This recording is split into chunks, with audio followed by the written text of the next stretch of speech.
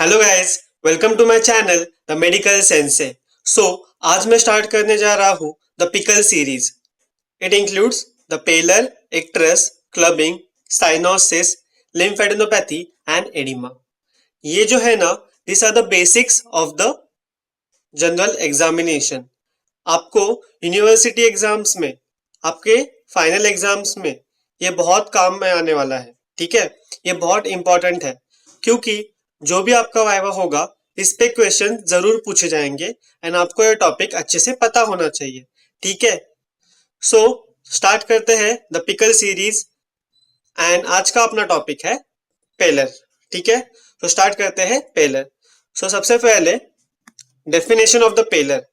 Pallor is paleness of skin and mucous membrane either as a result of diminished circulating red blood cells or diminished blood supply।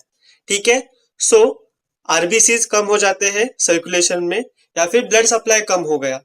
So pallor is paleness of skin and mucous membrane either as a result of diminished circulating red blood cells और diminished blood supply. ठीक है, ये थी अपनी definition. सो अभी देखते हैं हम लोग साइट्स ऑफ पेलर। सो ये जो मैं साइट्स बताने जा रहा हूं ना, यहाँ पे अपने को चेक करना है पेशेंट पे। ठीक है, सो कौन से साइट है देखते हैं अभी। First is lower palpebral conjunctiva, second is tongue, third is soft palate, fourth is palms and nails and fifth is other mucosal areas like vaginal और रेक्टल म्यूकोजा। ठीक है, सो लोअर पाल्पेब्रल कंजंक्टिवा, फिर palms, tongue, sole, soft palate and mucosal region जो भी अपने को पता है। So this was definition. Then हमने देखा साइट्स ऑफ द पेलर। ठीक है, अभी इसके बाद आता है कॉजेस।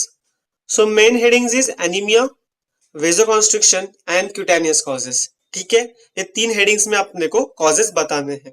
सो स्टार्ट करते हैं एनीमिया।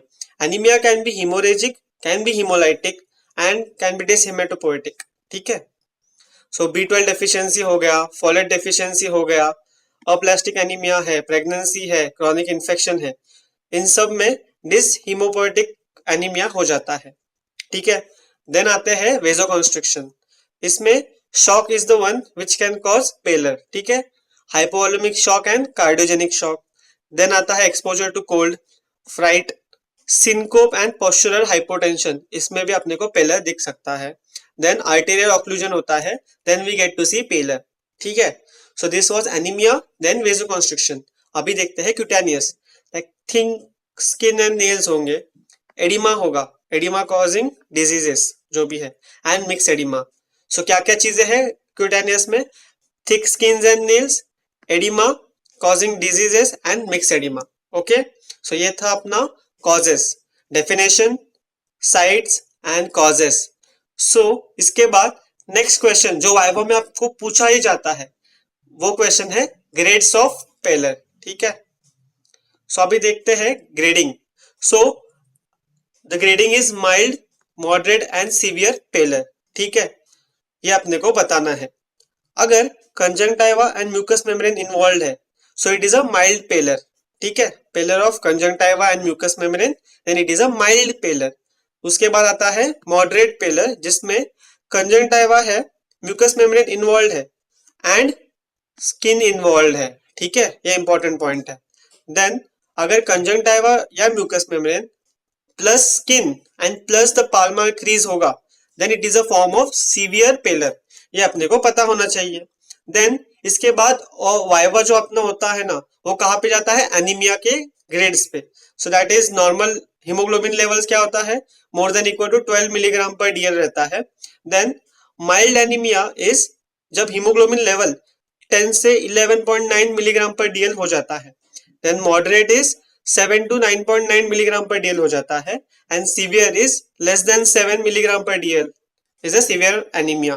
ठीक है, सो ये हमने देखा अबाउट पेलर। सो अपने को क्या क्या पता होना चाहिए? Definition, then causes, sites, grading of anaemia and grading of pallor. ये 5 टॉपिक्स आपको, सब टॉपिक्स आपको पता होंगे तो आपका viva on the pallor will go very well. ठीक है, सो दोस्तों दिस वाज अबाउट पेलर।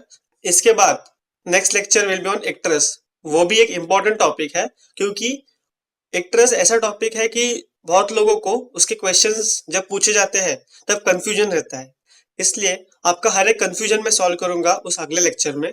सो अगले लेक्चर में हम जरूर मिलेंगे। एंड दोस्तों, जितना हो सके उतने लोगों तक इस वीडियो को पहुंचाइए।